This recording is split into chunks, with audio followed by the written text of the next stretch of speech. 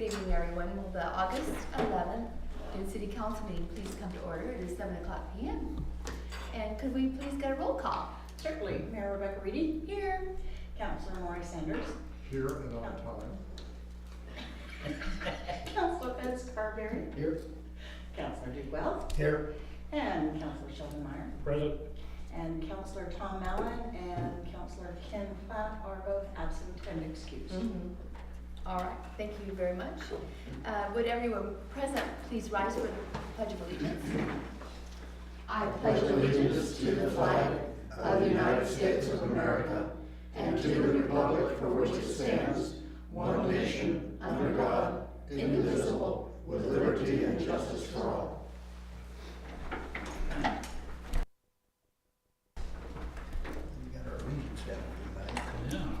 Councilors, I'll entertain a motion to approve the agenda this evening. So moved. Second? Moved to second, that we approve tonight's agenda. Any discussion? Hearing none, I'll call the question. All those in favor signify by saying aye. Aye. Any opposed, say no. All right. I'll entertain a motion to approve tonight's consent agenda. So moved. Second. It's been moved and second that we approve tonight's consent agenda. Any discussion? All those in favor signify by saying aye. Aye. Any opposed, say no. Okay. Announcements. Candidate packets are available for pickup at Dune City Hall. Time to file for office opened on June 1st, 2016 and will close August 30th, 2016. However, petitions must be returned to the city administrator on or before August 15th. Positions open include the mayor and 3 council positions. So, How many have we got? How many are signed up? We have one candidate for mayor and one candidate for city council Wow. okay. that have completed, So- turned in completed petitions. Yeah, I guess. How many petitions have been taken out? How many people have taken packets out? 3 for council, but one of them is not, didn't change, he just recently moved here and has not been, he's not officially registered to vote here, so he won't count. Okay. Announcements, number B is Dune City will hold its annual community expo on Saturday, August 20th from 10 to 3 here and outside, and it'll be a wonderful community event. We have some interesting individuals and demonstrations lined up, and don't forget there's free food, hot dogs, you know. Hope to see everybody here, very educational. There will very likely be some political figures here. I plan to attend to help out with that, and that's not the political figures I was talking about. I'm talking about other political Both figures. Senator Rowland and Representative McEwen have said they would be here for at And- least a period of time during the day. And we're going to extend invitations to the surrounding mayors, you know, in the Yachts, Veneta, Reedsport area, see if they're interested in coming down. Oh, and Commissioner Bozovich. Oh, certainly. Can't forget about him. No. Okay, birthday wishes to Administrative Assistant Linda Stevens on the 3rd, and refreshments will be served, and it's Amish apple pie. So if you're not here attending this meeting, you're probably sorry now. Okay. Are there citizens signed up to? No, Mayor. Okay. No citizen input this evening. Moving along to new business, councilors, Silcoos water quality.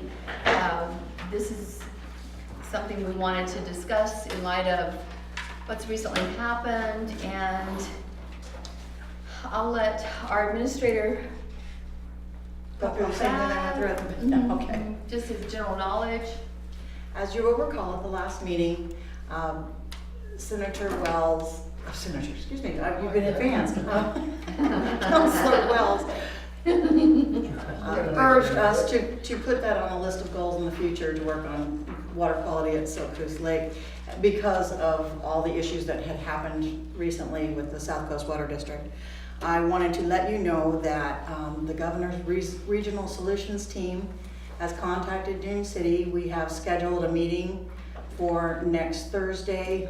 I guess because it's the Governor's governmental meeting, it's probably an open meeting, but it's the first meeting. We're gonna start with a few state agencies present and 2 of the water districts in this area.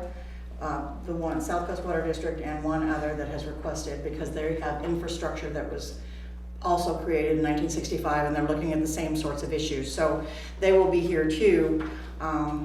And I'm going to take them on the tour, and then we will meet and discuss, identify, as I understand, one of the things we'll do is identify what other players need to be included. For those who don't know, Silkus Lake covers 2 different counties.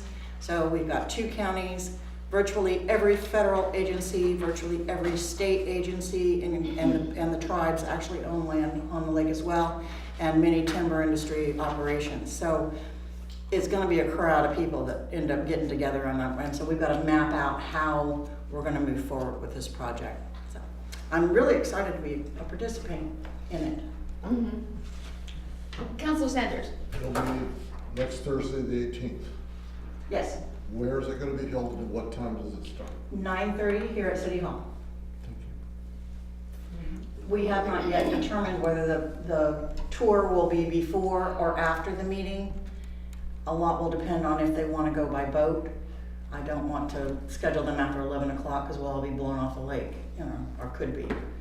So, but the meeting here at City Hall is 9:30.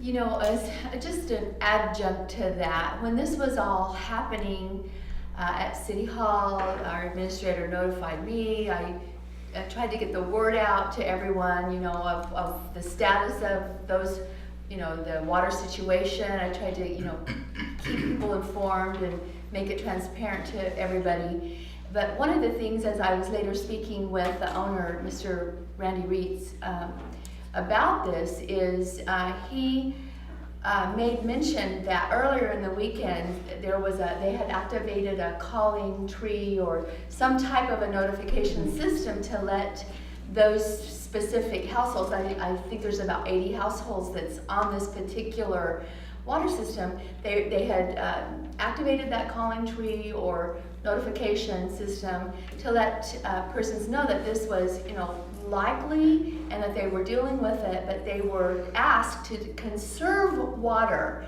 And so he's telling, he has ways through technology to monitor the water situation hour by hour, 24/7. And he made note that once that notification started to go out, the water usage accelerated and it caused some real problems. So I just am saying that to make everyone aware that if in the future you have a notification that where the owners or the managers of the facility are asking you to conserve, please try to honor that and make the duration of the water outage shorter. So I just ask you to please, if in the future you're asked to conserve water, that you do your very best to do that instead of doing the opposite and trying to, get your lawn watered or something for that. So that's my little plug that for that water system, and I just want you all to be assured that this is all in good hands. Everybody's cooperating.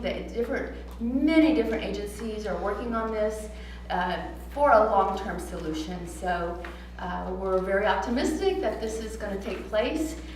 We can't give you an exact timeline right now because we really don't know, but the future is bright for this. So I know everyone's very excited about it. So, okay, that's my input.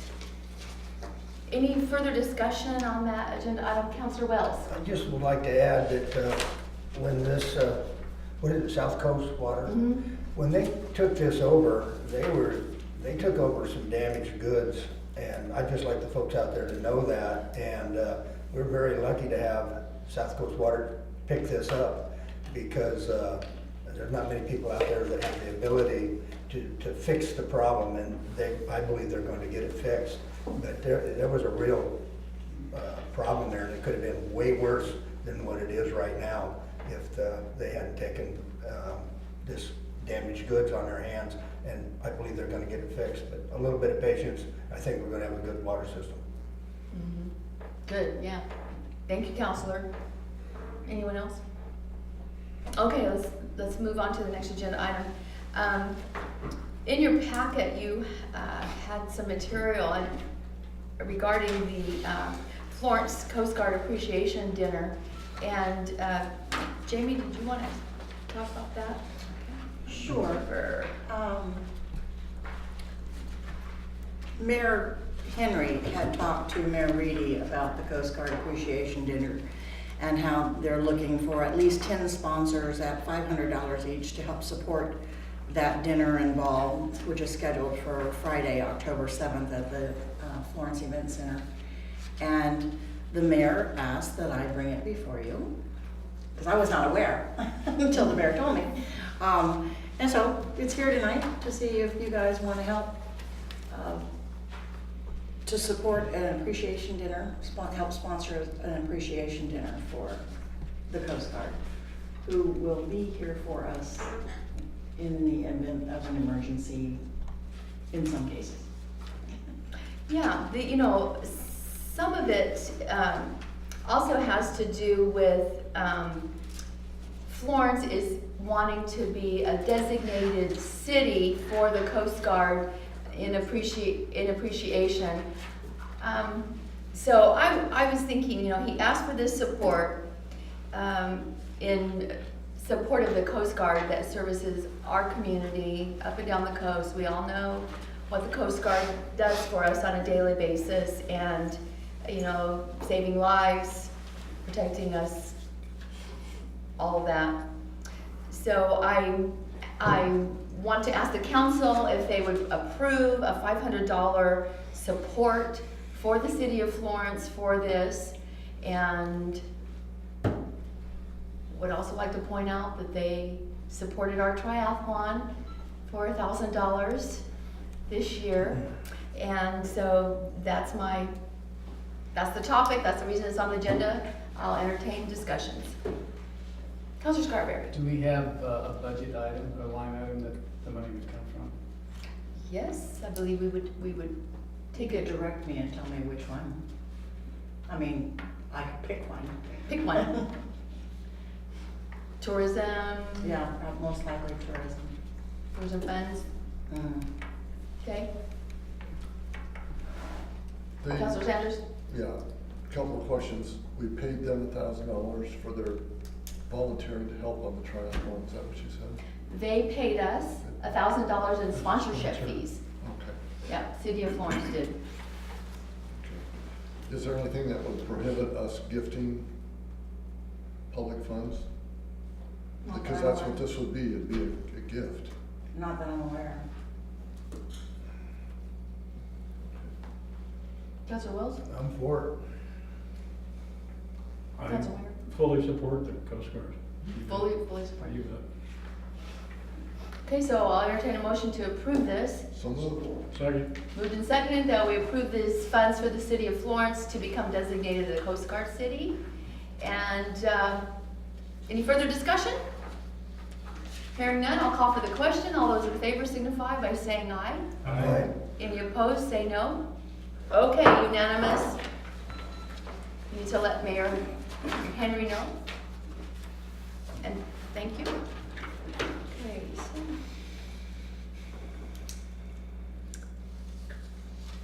Request for approval to reimburse planning commission members who attend the planning commissioner training.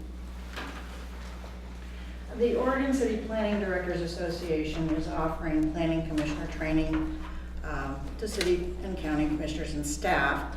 And since we have so many new members on the planning commission, we are going to present this to them at their next meeting, but we know the first question they're gonna ask is, do we pay for it ourselves or does the city pay for it? And I don't know the answer to that question, so I'm bringing it to you so you can answer it for me. Do we know if the training's free or they just No. need to? $50 a person. 50 a person, 75 if you're not a member, are we a member? Oh, okay. To my knowledge, no, we're not, It's $75 a pop. yeah. I- I only have, what, 4 planning commission members? We don't know We don't if know any if or anybody's even- all of them Right. want to attend. Right. So if they do, they can certainly carpool. You're talking, is a hotel involved with this, meal expenses? Where is it? Did you look to see where? It's It's, Salem from it's It's a 1 one-day event. to 4:30. I mean, I don't see the need to stay open. No, they should get home. There should be plenty of time to travel home, I would think. In Salem.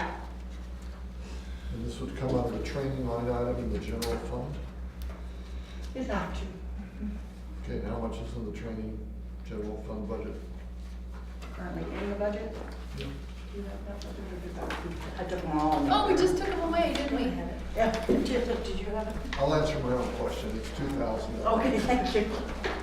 I personally have no problem sending more people there if that's what we need to do. It really helps the city out. I'm all for it. Commissioners know what they're And doing. that's, and the mileage to be reimbursed. Mhm. I assume we would at least pick up a lunch for them on the travel and something. So we need a motion? You do? Yep. I'll make a motion that we authorize up to 4 people to attend the planning conference. Second. It's moved and seconded that we authorize our planning commissioners to go to this paid expense. Any further discussion? Hearing none, I'll call for the question. All those in favor signify by saying aye. Aye. Any opposed, say no. Okay, yeah, just, and then make sure we let them know if they attend, we really very much would like to hear a report or a written report or something like that.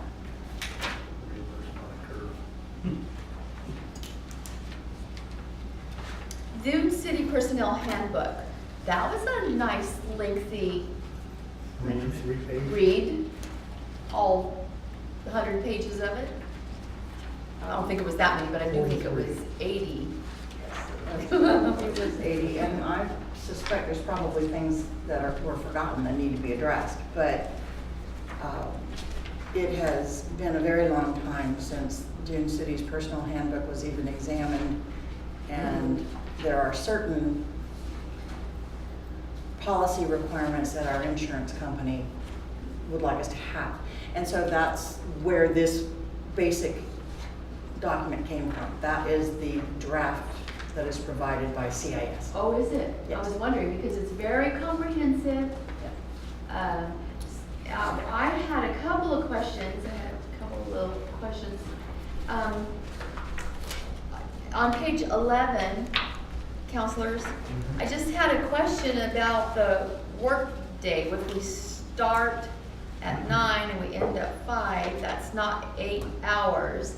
So everyone takes a half an hour unpaid lunch.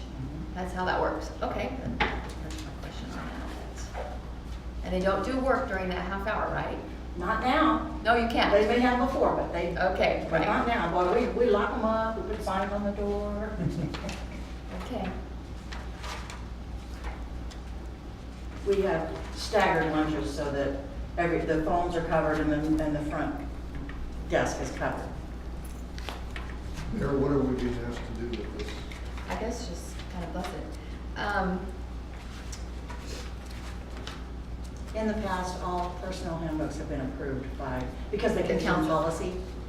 So they've been adopted and approved by the city council. Tonight, I was not asking for that. Tonight, I was just presenting the document so that you would have time to chew on it and ask questions and. I got a question. Okay, I have one more clarification. Counselor Sanders, you had a question? No, I have several questions throughout this document, so go ahead. Oh, okay. So, yeah, maybe mine will, I'm trying to recall why I asked. Okay, so on page 17, it says vacation must be scheduled with one supervisor at least 2 weeks in advance of the dates the employee wishes to take vacation. Well, I think that, well, in my situation, sometimes there's a need for tolerance there. So, do you know what I mean? Like, for example, let's say there's something that's come up and, you know, just like new, and they are requesting a vacation day, I think you can offer tolerance in that arena. I did want to point out, so that it's clear, vacation only applies to salaried exempt employees and regular non-exempt employees, which in the definition means full-time. So right now, you have no employees that would be entitled to vacation leave, You, paid What? vacation leave. What about you? No, I don't qualify because I'm not full-time. Which is fine. I'm okay with that, and it saves the city money, so don't worry about that. But I don't under the policy. Oh, And that's what I was trying to explain to you before. okay, I get that. So, do you have a recommendation for altering this, or is this? Well, it's open to alteration. I mean, certainly it's a draft. Okay. But I am okay with it the way this is because we don't have somebody who's full-time. I'm not full-time, Yeah, so. change it when it becomes an issue. I guess so. Well, okay, that's it. What about your questions? On page 8, 8. gesture bullying is prohibited. And what we're What? prohibiting is that glances that convey threatening messages are prohibited. So what is tell me what a glance is that would, I mean, I'm a new employee, I come here and I read this, so I say, hey boss, you mean I could be disciplined for the way I look? I don't know. This I have a is real issue with CIS's document. See if I make a really mean face at you, like, are you kidding me, and roll my eyes? How is that a threat, Mayor? Rolling eyes. What is the I threat? don't know. I don't know. I mean, somebody has gone overboard on this. I think it needs to be looked at. Some of the definitions, like cyberbullying, is defined, and it's great. An employee who can, Okay. they have a clear picture, they know what they can and cannot do. That's what we want this All handbook right, to you say. want something that Like the is- physical bullying is basically, you're talking criminal acts, you're talking assaults. You're talking vandalism, it's clear. you The want verbal, subjective definition. yeah, Okay. that gesture bullying, I mean, come on. We need to define what it is. That was my first issue. Not issue, my recommendation to look at. On page 19, under item 6.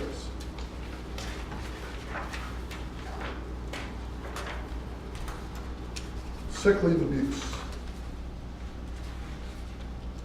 If Dune City suspects sick leave abuse, yada, yada, yada, Dune City may require documentation from a healthcare provider on a more frequent basis. Where is healthcare provider defined? Are we talking a physician, a physician's assistant? The person that answers the phone that can send a note, is this a doctor's note? If they have to see a visit by friendly physician, who pays for that doctor's visit? I think, All wonderful questions. yeah, I can see the nightmare if taken to task on that. I know I've been through it many times. On page 26, when they're talking about marijuana,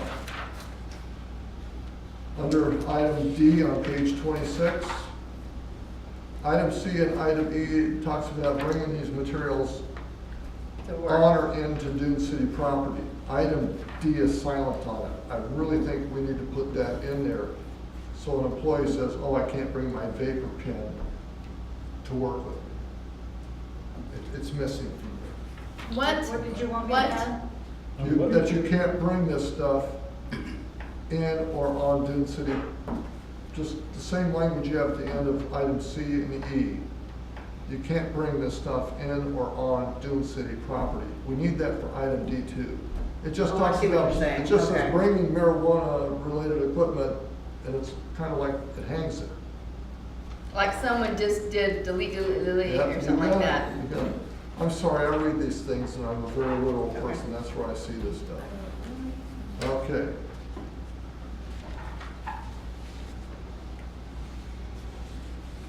Under page 28, this has to do with if we have an employee that we suspect is under the influence of drugs or alcohol, what do you as the city administrator do when you have reasonable cause to believe the employee is drunk, stoned, whatever?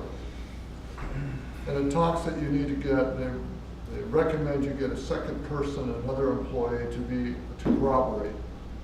I think it is very poor management practices to have a policy state that we're gonna bring a person's coworker in to corroborate what the boss is going to do. That's just, to me, is a bad way to operate. I would say if the city administrator is that they call a member of the council.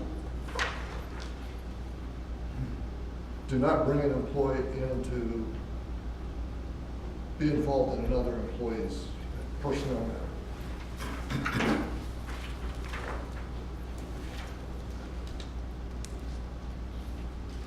Now, I've read on page 29, I'm talking about employees shall record arrests, their quarter diversion, all sorts of myriad of things. If an employee of this city gets arrested for a crime, and they fail to report that they got arrested, will result in disciplinary action up to and including termination. I understand that the need to notify us of an arrest. If someone gets arrested, for example,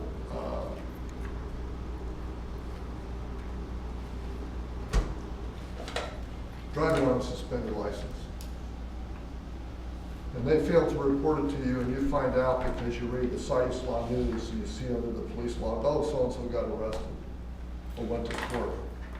This says that they could be disciplined up to and including termination for something that there's no nexus between the crime and their employment with the city. I think that's rather harsh. I think any criminal arrest that has a direct nexus to their employment with the city or brings discredit to the city.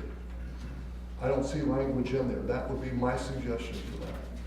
I'm just about done, guys, so just forgive me. So you want me to add, I think there has to be a nexus. change it so that it's, I would suggest, put it out on your listserv to different city administrators throughout the state, small cities, see what they do.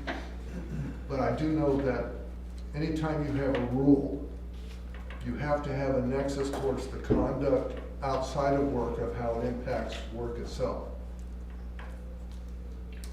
okay, so, all right, the only ones that they're required to report are convictions for drug or alcohol-related activities. Actually, it says, Court-ordered drug or diversion programs or loss of driving privileges if that employee's job is identified as requiring a driver's license. Isn't that it? if your license is suspended because you failed to comply with the terms of probation for a Dewey, Oh, okay, all right. that's what I'm trying to get at. There needs to be some clarity to this.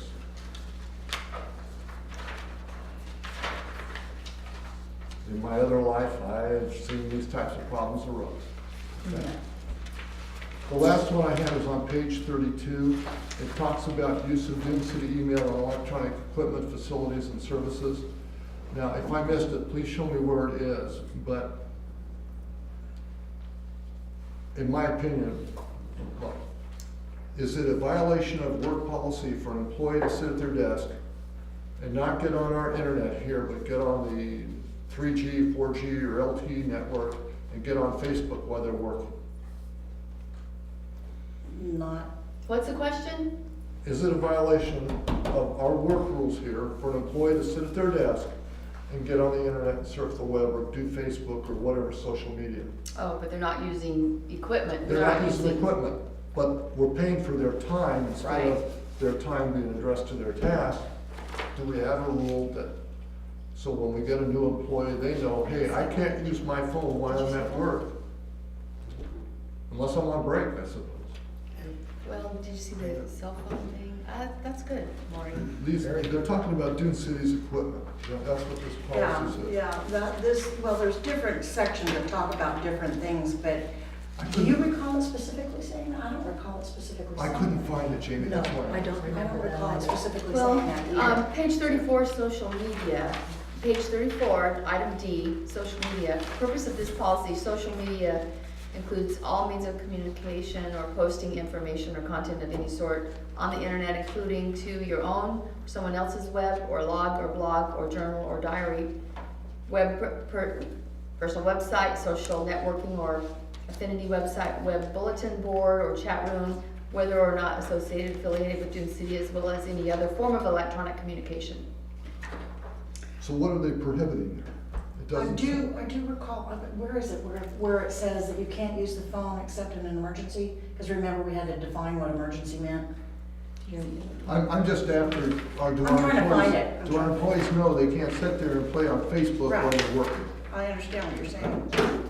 In that social media section you're reading. It's not, yeah, it doesn't. It's like if I created a Facebook page and I put your picture that I scanned from wherever, Newsletter. and I make a Facebook page to make everybody think it's you, and then I start putting out, spewing out filth and garbage or zany stuff or whatever, that kind of stuff. That's what they're talking about here. Even though you do it on your own time, in your own house, in the privacy of your own living room, you can't do I'll check it, And I'm because I know good what with you're that. saying, I know what Okay. you're saying, I'll check this, make sure it's, it. I'm sorry, that's. Good. That's just the way when I read these things, I just see stuff like this. So I'm sorry I took this much time. That's okay, that's good, because I didn't think of those things. That's good, Maureen. So I think they made some notes. If staff wants to call me, I can go over this in detail again. I mean, it's not an issue. Yeah, yeah. Do you have anything? No. yeah. Counselor Meyer? Do you have No, I anything? thought overall it was a pretty well written document. And, you know, there are a few little glitches like, that can help, that have been talked about tonight already. So, Okay. yeah, I think it's a very good first reading for a rough Very good. draft or prototype or whatever we're calling it. How are you, Counselor Scrubber? No, We're good. More brought up good points. Yeah, good ones. All right, so let's Carry on. revise that and bring it back whenever. Sound good? Okay, so where are we?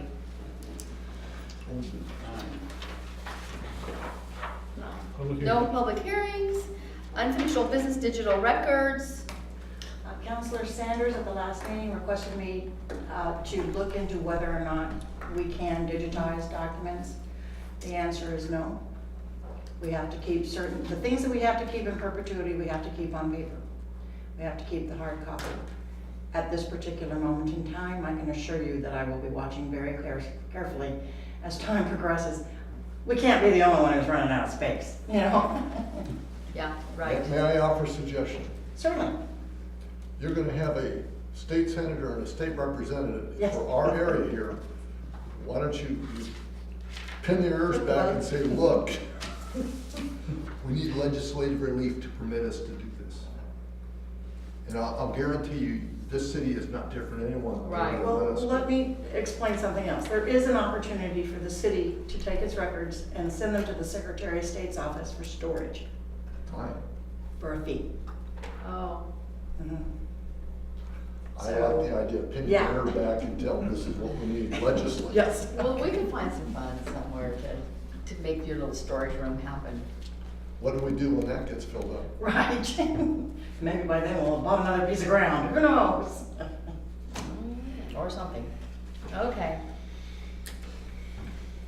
Thank you, Jamie. I have nothing new on the vacation of the undeveloped roadway easements. I have not yet heard from anyone from Lane County. Okay.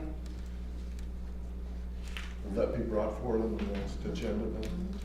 Well, we'll get it on there whenever it comes out, All right. whenever she hears. Wounded animal information.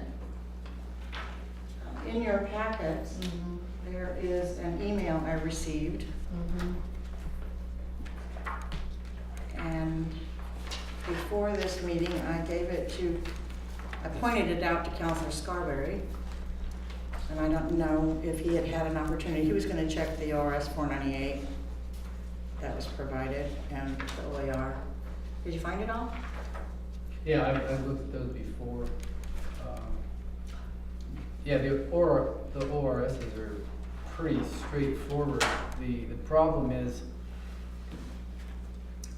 getting in contact with the ODF&W representative or the state police, where it says that you need to do this like before you transport it. Especially on a 3-day weekend, it's hard to get a hold. I mean, you may call and get a recording. So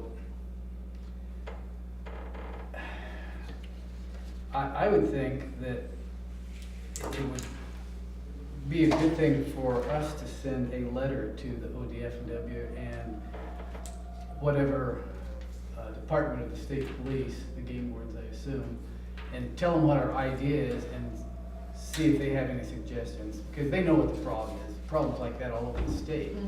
So that would do two things. It would save us more legal fees, because I think it wouldn't take anything just to send off 2 letters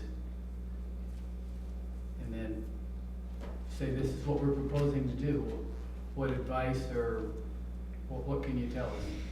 I can do that. Well, what I thought was interesting here is Mr. Wolf said, like, right down at the bottom of the letter, it says, Dune City Code does not prohibit the discharge of a firearm within the city, at least not that he could find. That doesn't make sense. Oh, but we do. Yeah, so why couldn't he? He didn't Code- ask for it. What's that? He didn't ask for a code. Okay, well, he doesn't know then. Does ban hunting. But we're not talking about hunting. We're No. talking about disposing, euthanizing the animal. Right. I think ODFW's main issue is once you destroy an animal on the side of the road, you just can't leave the carcass there and then expect someone else to clean it up. And that's why you have the codes written those way. It's, how they are notified is another thing. Perhaps we could find the options here. So I know that in Florence, when we had some issues, that sometimes when deer got destroyed, that they would be taken to low income, where they would be butchered and they could have venison, that kind of thing. So there's opportunities locally for the disposition of a euthanized doe here, or buck. But as everyone has stated, we need to have those in place. Right. I'll continue to investigate. Okay.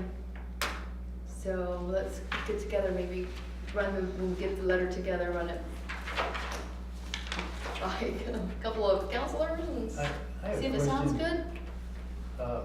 Maureen, when you're in the city, how did you guys dispose of wildlife? Because we don't have rendering plans for zoos or pet food Oh, I management. don't want, I don't want to get into a public meeting. So I'm just Yeah, wondering, the food you know, shop. I've always wondered, I know years ago how it was done, but I'm not sure now how it is, because I'll tell you this, what we used, we had a small caliber weapon that we had a silencer on it. That's all you'd hear. Neighbors would not be disturbed, the animal could be safely destroyed. okay, when I said disposal, I mean once it's dead and they haul it off. Yeah, I forget, we took it to a place in Eugene, had them come out and take the No, carcass, okay. and it was food. Yeah. It's good, okay.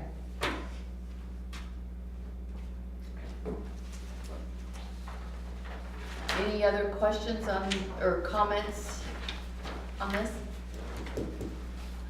Sounds like we're headed in the right direction. Yeah. There's a problem. Mhm. Yeah, I think that's, ideas are good. Ongoing for years, so let's just get some resolution to some of these little things that have been annoying. Okay, moving on to reports. I have a mayor's report. I attended the annual mayor's conference in July. It was held in Lincoln City. It was a great time of networking with other Oregon mayors. There were 132 conference participants, and about 53 of those participants were mayors. Attendees were not only mayors, but they included other persons from the governor's office, the Oregon Department of Transportation, many other state agencies. I'm pretty sure they're not all represented, but a lot of them were represented there. League of Oregon Cities or Mayors Association, they do a really great job of putting together these conferences because they have an audience of mayors. Governor Brown did not attend as planned, but she did send Senator Brian Boquist as her replacement as a keynote speaker. He was very refreshing, very good speaker, and it was refreshing because he had a very conservative perspective. So I thought that was interesting that she sent him as a keynote. I spent time talking with those mayors, primarily the ones in our general area. Florence Mayor was there, Mayor Ron Breen from Yachat, Mayor Sandra Larson from Vanita, Mayor Linda McCollum from Reedsport, Mayor Dean Warner from Lakeside. And we all have these common issues, and they were asking me about things and how we had resolved the septic ordinance issue, and I was happy to report that was behind us and doing well, and so very good discussions. So the state agencies see the mayor's conference as a place to distribute information, and I took note on those state agencies that could possibly have funds that we could use. And I spoke with Thomas Byler with Department of Water Resources and Mitch Swetker with Oregon Department of Aviation. So apparently, you might think, well, what's that got to do with us? Apparently we can connect the Wohink Lake and Dune City for funding projects through the aviation department. Yeah, and so we have contact numbers, emails, and it's just a matter of let's propose. They say, get a hold of us. What can we do to help you? So we talked about all kinds of things, and we've got the numbers and contacts to follow up with. So all in all, it was a good conference. Another notable is Mayor Henry has made a bid to host the conference in 2018. So I don't think he's heard back on that yet, but I'm sure if that's a successful bid and when that will be, there'll be an opportunity for us to help him with that. So very good conference. Next, Councilor Wells. Mine's more of a question than a report. I'm just gonna ask Jamie how our bids on our expansion yet that we talked about out there. Anything? We haven't gotten anything yet. There was a computer crash that took the bid with it. Okay. So he's working on it. So. I know, I empathize because I've been through what he's going through. Yep. Hopefully he'll have it back soon. Okay. Any report from Councilor Platt's committee? No. There were no site review. I didn't wear my open-toed shoes this week, this month, so therefore I didn't have to go walking tonight. Of course, okay, all right. All right, Councilor Meyer? The water quality report is in there. Jamie, I believe, or somebody at her direction made a chart, a graph of where we've been for the last 15, 20 years. Ooh. And you can see that as we were a young city, we had very nice water, very clear water. Mm-hmm. And we went through some down times, and then we're back up now almost as high as we've ever been. And that's, with the phosphate ban and those kinds of things. And I think people's awareness and education and all, they're realizing that, and the septic, I think, is a perfect example. They want us to keep those separate, the water from that, and so I think we're making progress. Thank you, Councilor. Everyone saw Counselor, or not Counselor, but Richard Palmer's report in the, okay. And Ms. Mills, Emergency Services report? The report is in the packet, and you guys are certainly able to read it. But two things I did want to point out is that WeLog will be holding its Emergency Expo on Saturday, November 5th, from 10 to 3. Jana at the newspaper is in charge of the event, and she has lined up some fabulous people. They've confirmed Michael Hawk, for those of you who watch. He's a survivalist on TV, a survivalist TV star, and so he will be coming. He's on the Discovery Channel, and he will be a speaker. So yeah, that's really kind of cool. And she's getting confirmation from the Japanese Consul General in San Francisco, because he is very knowledgeable on what they have learned from the earthquake and tsunami in Japan. So they've got some really exciting things going on. And I also wanted to point out the September 16th, at the Florence Event Center, there will be a presentation entitled Aging in Place, and it is specifically aimed toward our older, myself and others, in the older generation, on how to care for yourself, things to look out for, changes perhaps that you can make in your home to keep yourself more safe, and things like that. It sounds really interesting to me, and I can't wait to go see that. So those are the two main ones that I want to make sure I made a point to bring up. Okay. Any, staff report, city administrator report, or did you include that? Yes, we've had 4 new homes. There were 18 permits issued this last month, 4 of which are new homes. So we're getting all kinds of new homes. We got another one today, so, but that'll be next month's report. We talked about election packets already. And you are already aware of the discussion regarding the Forsyth variance. That's finalized now. At their meeting on the 28th, Bonnie-Anna assumed the role as chairman of the committee, and lively discussion took place regarding the location of marijuana sales and growing operations within Dune City. They have instructed staff to publish the creation or notice of creation of the Citizens Advisory Committee for the first 3 sections of Title 155, which means there are 6 sections totally, so we're getting there. It's coming down to the wire. We're working a deal with the city of Florence on the bridge railings. We were notified that our bridge, they finished the whole one side, and they've already distributed all those railings, with the city of Florence getting 60 of them.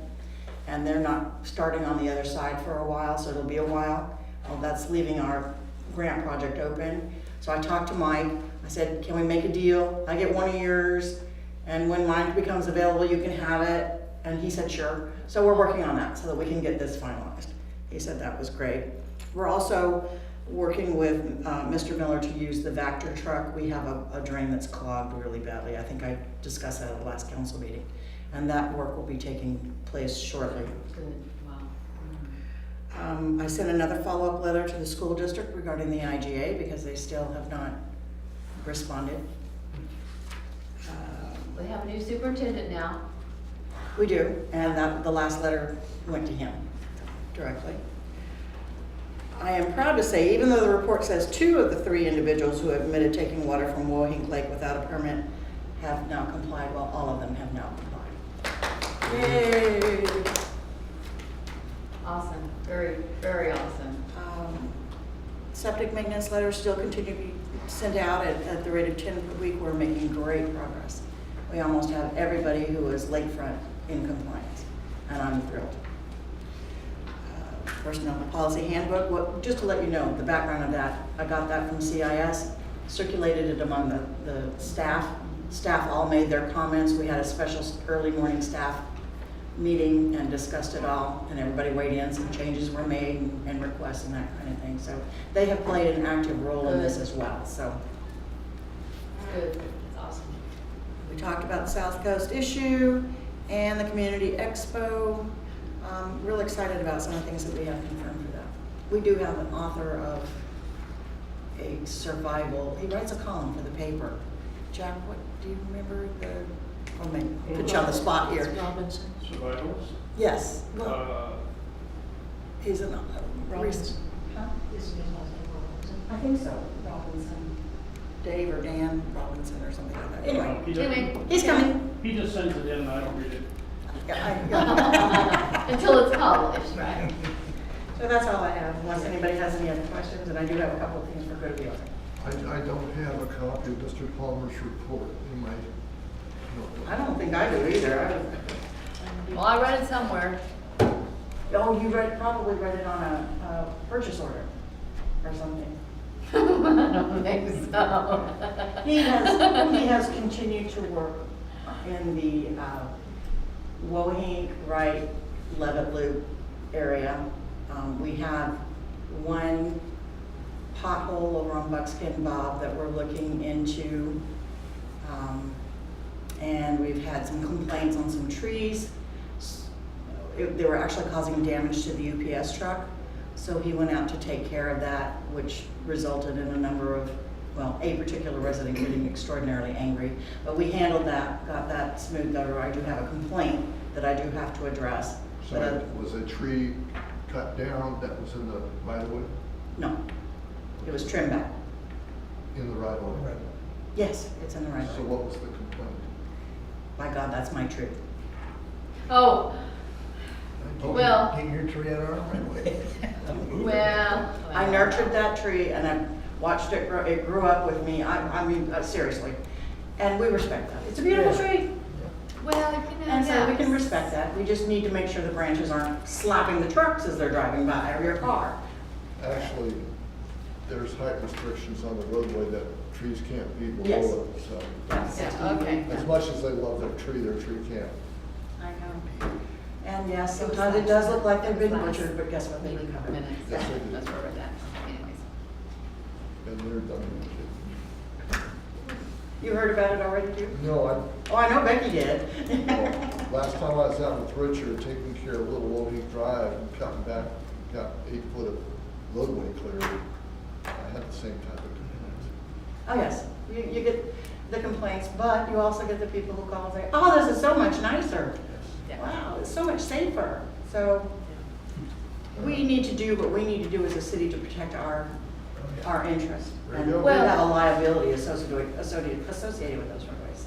You know, here's something that I think that we could possibly do to curtail those shock or surprise moments when homeowners come out and they see somebody cutting down their limbs on their favorite tree. What we've decided, or what I would suggest that we do, I talked about this with Jamie, is just we know where we're gonna do this, how about just put a letter in the mail, or we could put a notice in the paper, or you know, write something to let people know we're gonna be on Huckleberry from this day to this day. If you wanna call about something, or, you know, email or whatever,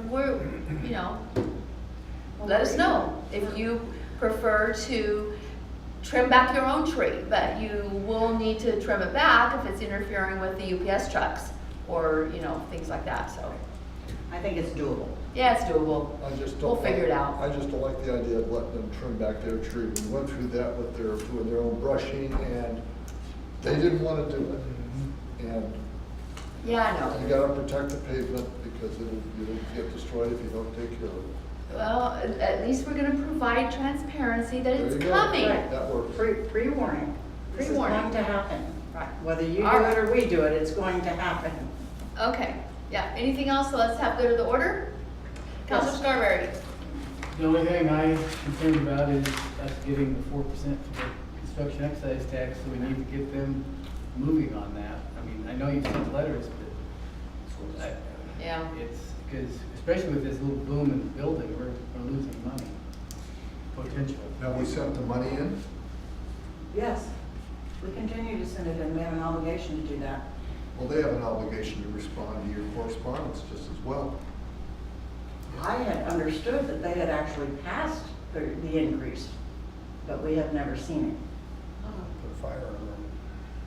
Well, maybe we could just maybe arrange a nice little friendly meeting with the new superintendent as a get acquaintance. Okay, we could do that. Gotta watch You your might have glares. to move it to Godfather. No threatening, No, that's not how I roll. Okay, no threatening glares. I have something for the good of the order, actually 2 things. Last night I attended via phone a 2-hour meeting of the Lane Area Commission on Transportation. This is the body that provides input for prioritizing projects, what's important, to give recommendations to the state area commission on transportation for actual funding for projects throughout the state.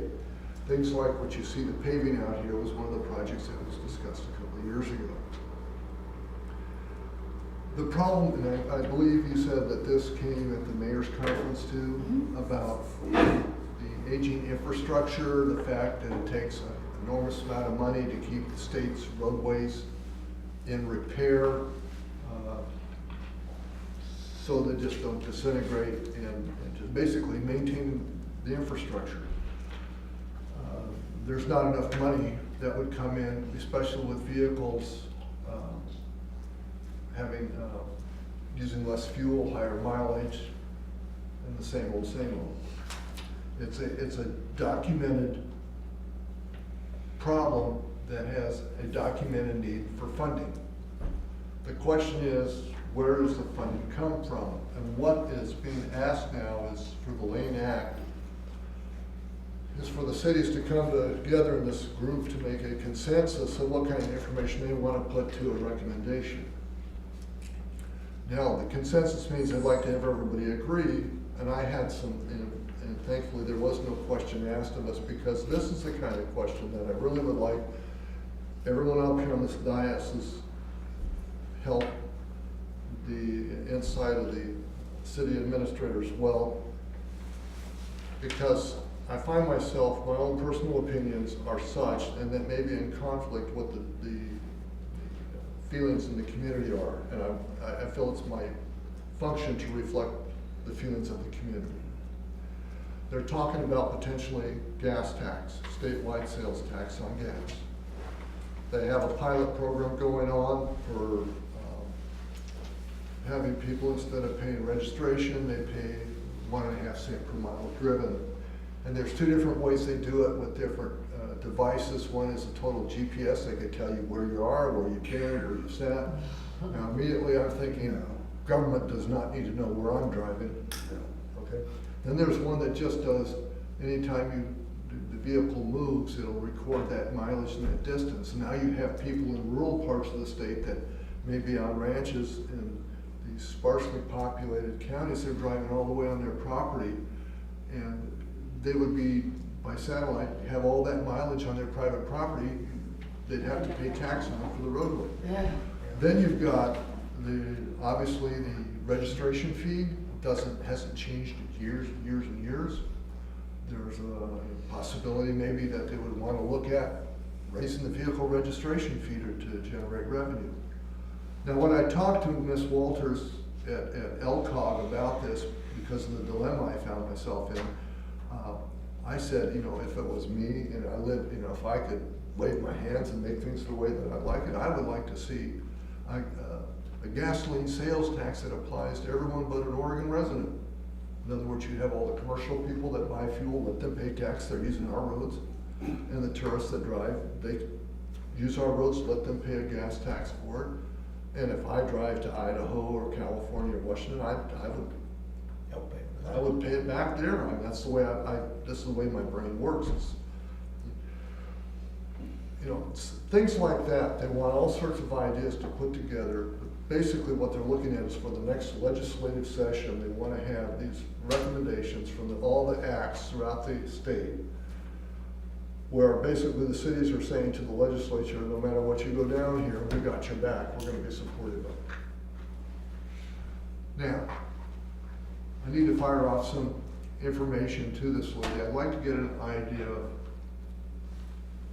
just comments of what you would like to see, because time doesn't allow for much latitude. So I know this is kind of odd to ask this, but I really would like to ask what kind of input, if it's, we would not, as a city, we would not join in any consensus for raising taxes, period, or raising, whatever it may be. I would like to get a flavor for it.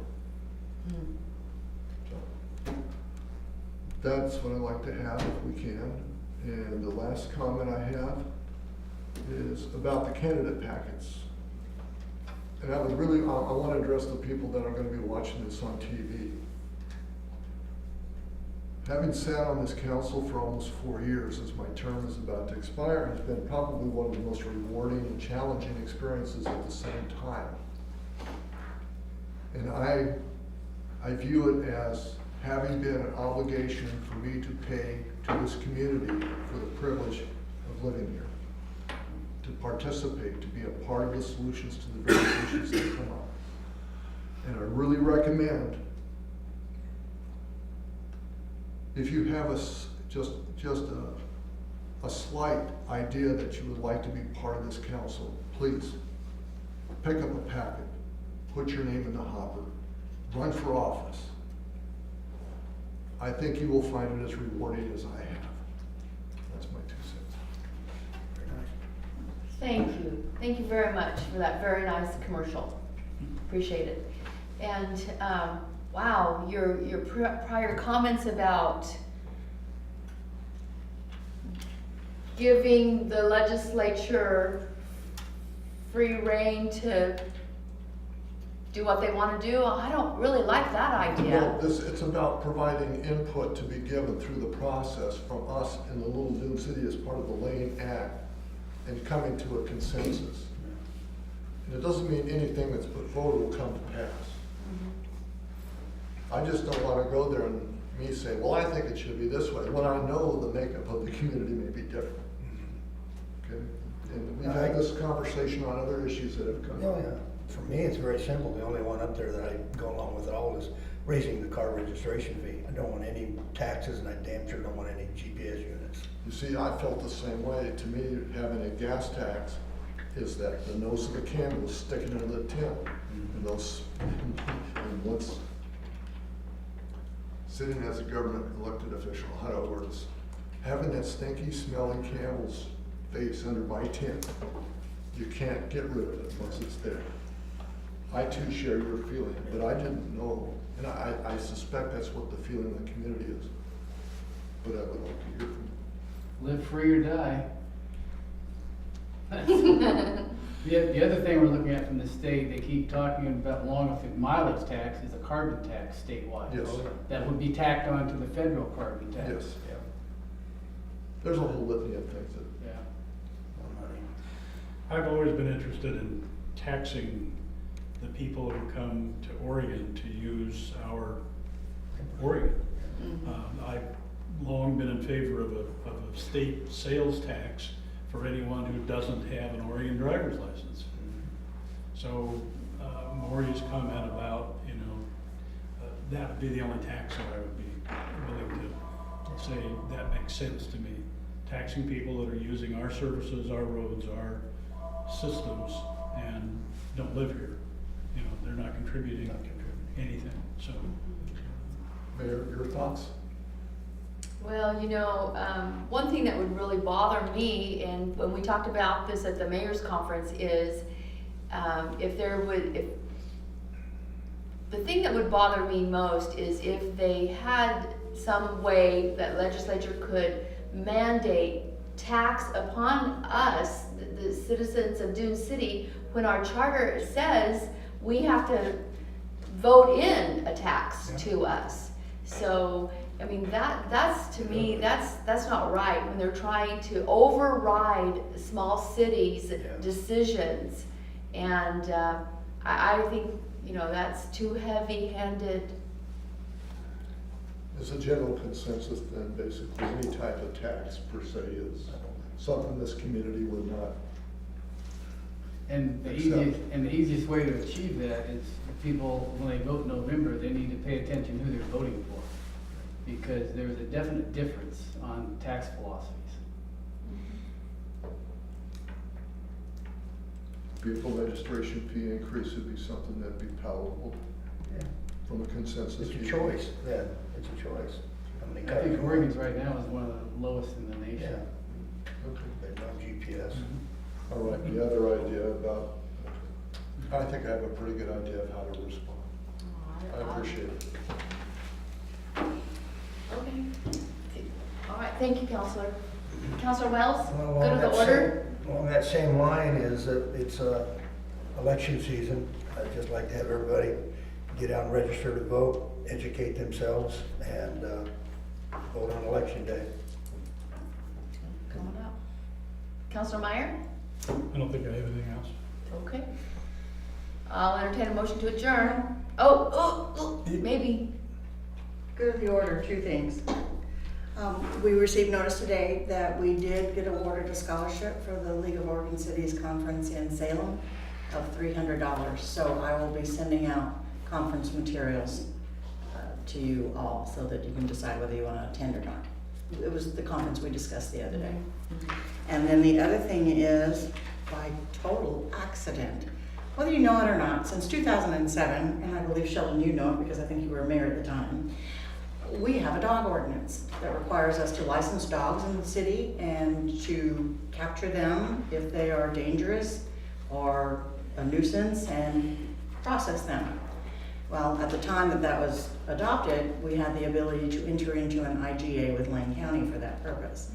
And that probably worked very well because quite frankly, we don't get calls very often. I've been here a year and I've got one.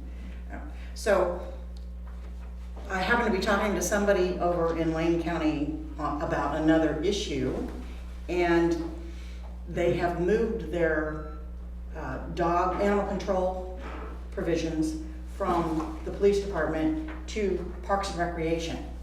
And that's who I was talking to, is the guy from Parks and Rec, because they gave us, thanks to Jay Bozovich, we have passes for the parking for the expo down at the boat dock. Good. Anyway, so I was talking to him, and they are amenable to discussing an IGA for animal services on an as-needed basis where we just reimburse them for their costs. And so I'm gonna move forward on that, kind of explore it a little bit. And then maybe we can actually enforce that, that we have been on the books for so long without enforcement. Wow. Okay, anything else? Hearing none, I'll entertain a motion to adjourn. I make a motion to go have cake or whatever. Second. We moved and seconded that we adjourn. It is 8:07. Hey.